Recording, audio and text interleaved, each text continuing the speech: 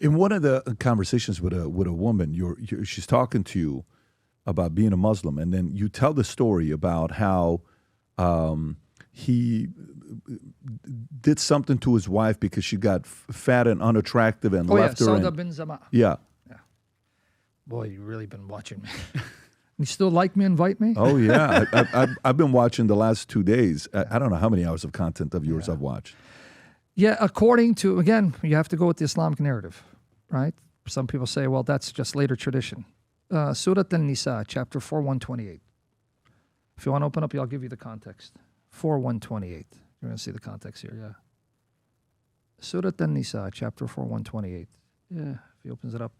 Yeah, I don't know. I would recommend a browser, but I don't know which one. The one I have for the website. This is in the Quran? Yep, watch here, 120. Chapter 4, 128, not 1 to 28, sorry. 128. This is the context of the passage. I'm going to explain it here. Now, if you're not a Sunni, you can reject this. If you're a Quran-only Muslim, you can reject this because this is based on the hadith. Because if you want to know, okay, what was the context of these verses? They have what's called asbab al-nuzul, the occasion or reason of revelation. So you got to go into the commentaries, you got to go into books, and it's, this verse was revealed because of this. But that's not in the Quran. So if someone wants to reject it, they'll say, well, it doesn't say so. He'd be right. But then I'd turn back and say, well, what's the context and how do you know? When was this composed? If he tells me, 6th century, I go, well, the Quran doesn't tell you 6th century. How did you get that? Oh, from the same sources I just quoted that you rejected. Interesting. So you go to them when need be, but when it disproves your point, no, it's now suspect. But these are the same sources that told you that this is revealed in Medina and at this year, because the Quran doesn't tell you. But nonetheless, if we read it, here's the thing. And if a woman fears from her husband contempt or desertion, there is no sin upon them if they make terms of settlement between them, and settlement is best. Now, what is that about? Well, if I go to the tradition, Muhammad had at one time 11 wives, even more than his God allowed for others. If you go to chapter 4, verse 3 of the Quran, you don't need to turn there. But 4, verse 3, it says you can have 2 or 3 or 4 wives if you can be fair. If not, have one. But then it says, and as many as your right hands possess. See, that part is not emphasized. So the Quran allows unlimited concubinage. That's why you'll hear stories when you have people who go to Saudi Arabia to be maids. They don't know they're signing up for sex. Jeez. That's part of the deal. Because in Islam, if you are a maid or a servant, the man has conjugal rights to sleep with you. You're signing up for that. That's in chapter 4, verse 3 of the Quran. It's there. I didn't write it. Don't get angry at me and put a hit on me or my friends. I didn't write it. Quran 4:3? Chapter 4, verse 3. If you want to show it to him, then we can come back here. You'll see. A maid? Yeah, well, it's called your right hand possesses, meaning that which is under your control, whether a servant or a maid or anything here. And if you fear that you will not deal justly with the orphans, then marry those that please you of other women, 2 or 3 or 4. But if you fear that you'll not be just, then marry one or those your right hands possess. Right hand possession means your concubines, you're free to have as many as you want. But if you want to marry, you can only have up to 4. But it doesn't tell you, okay, the 4 plus the slave girls or the maids. That's authentic Islam, Sunni and Shia tradition. There's no, because it's in the Quran. Right?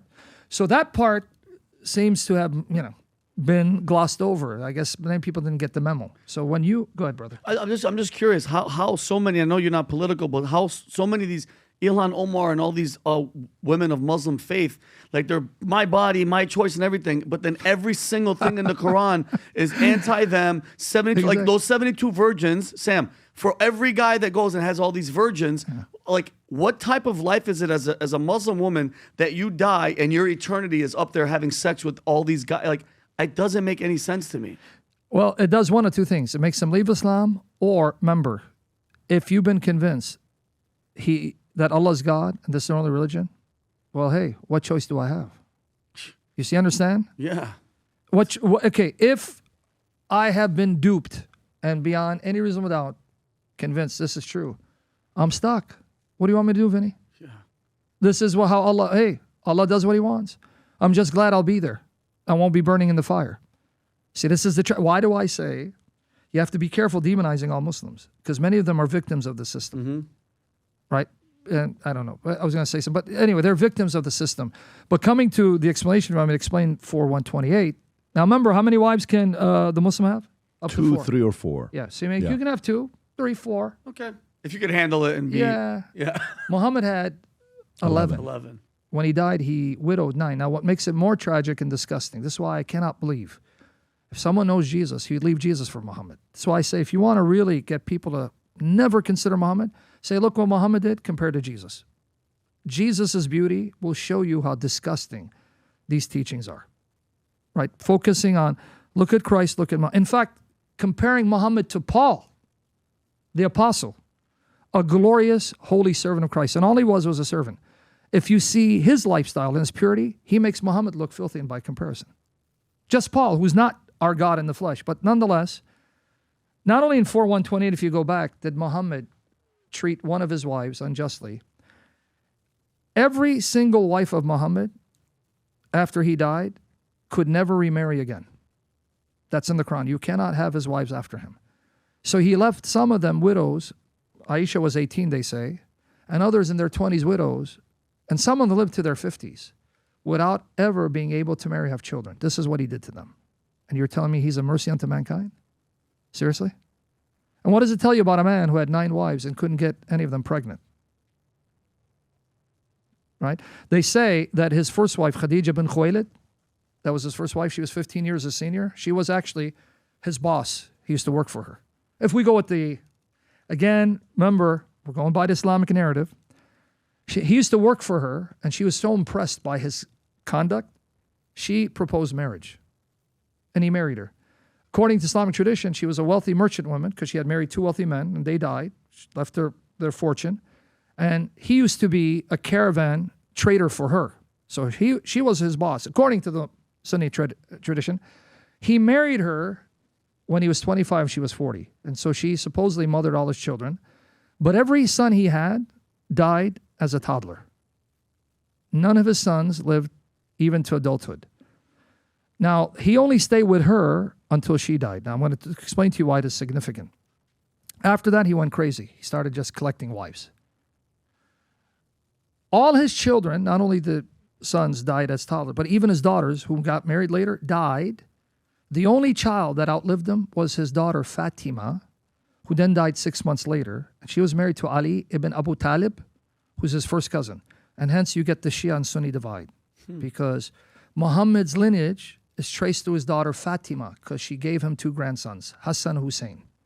This is where the Shia trace Ahlul Bayt. So this has significance with the Shia and the Sunni. They don't get along. Fatima, right? Ali, who's supposedly the rightful successor of Muhammad, he was robbed. She gave him his 2 grandsons because he had no boys. He had no successors. Hassan and Hussein. Ahlul Bayt, the family line of Muhammad, supposedly comes from that line. But with that said, supposedly he got Khadija pregnant when she was 40. Okay, we'll give him that. The other wives, he couldn't get any of them pregnant. But then he had a sex slave, Maria al-Qubtiyah, Mary the Copt, sent to him. He supposedly got her pregnant. She gave birth to his son, Ibrahim, and he died when he was 2. Okay, so maybe something happened. He got lucky with her. There's some questions whether that was really his son, but we don't get into that. My whole point is, of all these women, he only got one woman supposedly pregnant after Khadija, son who died. None of the other women who can get pregnant, not even Aisha, who married at 9, left them all childless and widows who could never remarry again. And he's a mercy unto woman. Where's the mercy in leaving these women without a husband or children for the rest of their days? That's merciful.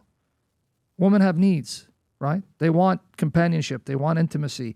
They want children. And he left them with none of that. And you're telling me he's a mercy unto mankind. Now, to show you how cruel he is, that's where you're going to come 4:128. Now you're going to see the cruelty of Muhammad. Now you're going to see how this man is considered a mercy. I have no idea. Man, if he's merciful, then you and me, Vinny. We're in trouble. My goodness.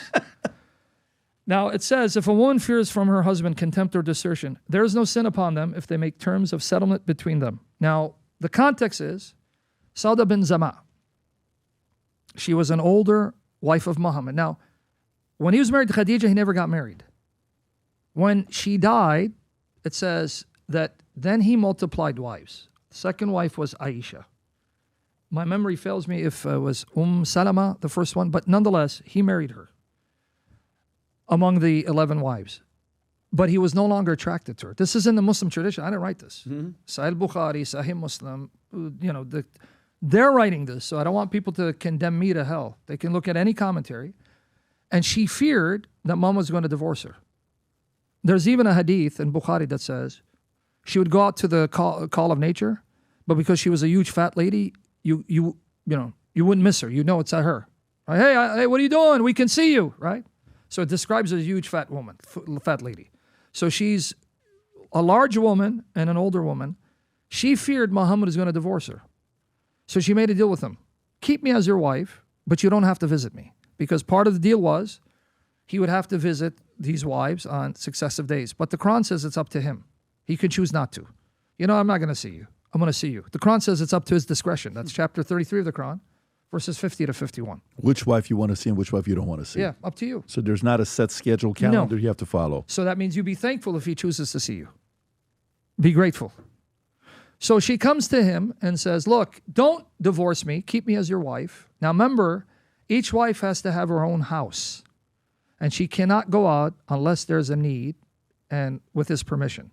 So can you manage? You're under house arrest pretty much. You can only go if it's a need or he gives you permission. So he has 11 wives, 11 homes. They have to stay home until he says you can come out, or if it's something really like, hey, I got to run to the toilet. Okay. This woman said, don't divorce me. Keep me as your wife. And the day assigned to me, you can give it to Aisha. So Aisha had 2 days. The 9-year-old. Yep. And he left this woman in a house all by herself the rest of her days. And the Quran says, good agreement. If you agree to it, no problem. So his God said, if that's the deal, go with it. Now, why did she want to be his wife? See, this is again. Because the Quran says that all of Muhammad's wives will be his wives in paradise. So she was hoping that if he didn't divorce her, she'd end up with him in paradise. See the mindset? Please don't divorce me. Let me die as your wife. So at least in paradise, I'll be your wife. And he left this woman alone in a house without, and having no children with her. All because he was not attracted to her. And she knew it. And she said, don't divorce me. Now, if Muhammad was merciful, you know what a merciful God and a prophet would say? What, are you crazy? I love you just as much as the first day I laid my eyes on. In fact, I love you more. What do you mean? No, you're my wife and I'm going to honor you. Oh, okay, good deal. Let's go for it. And it's sanctioned in the Quran. See what it says? If a woman fears from her husband contempt or desertion, there is no sin upon them if they make terms of settlement between them, and settlement is best. So if you agree to this, all right, good deal, go with it. But who wins in this deal? The men. The men are winning. The women are getting abused. I don't know how in the world this guy is a mercy unto mankind. And when people tell me respect my prophet, how can I respect such a man who has not only destroyed the people around him? Sam, how much, when you walk in the streets, how often then have Muslims approached you? What kind of threats are you getting when you're out there saying what you're saying? Interestingly, TikTok and Instagram, the clips made me famous. Not because I wanted to. So if I'm going places, I'll get recognized. But Muslims, even if they recognize me, will try to avoid me.